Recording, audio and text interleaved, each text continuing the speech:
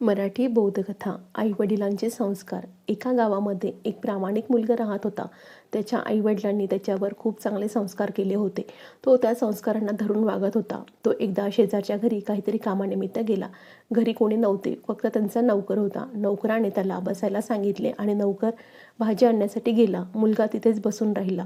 त्याच्यासमोर एका टोपलीत सफरचंद ठेवलेले होते. त्याला सफरचंद खूप आवडायचे, परंतु त्याला हात न लावता तो शेजाऱ्यांची वाट बघत बसला होता. बऱ्याच वेळाने शेजारी घरी परत आले. त्यांनी पाहिले की मुलगा वाट बघत बसला आहे व त्याच्या शेजारी सफरचंदे असतानाही तो त्यांना खात नाही. त्या मुलालाही सफरचंद आवडतं हे त्या शेजाऱ्यांना माहिती होतं, तरी त्या मुलाने त्या सफरचंदांना हात लावला नाही.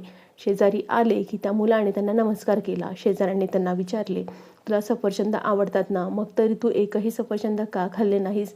मुलगा म्हणाला, इथे कोणीच नव्हते. मी 1-2 सफरचंद खाल्ले जरी असती तरी कुणालाच काही कळले नसते.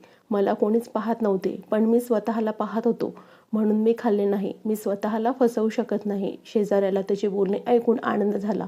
तो मुलगा म्हणाला, आपला आत्मा आपण काय करतो हे ते पाहत असतो.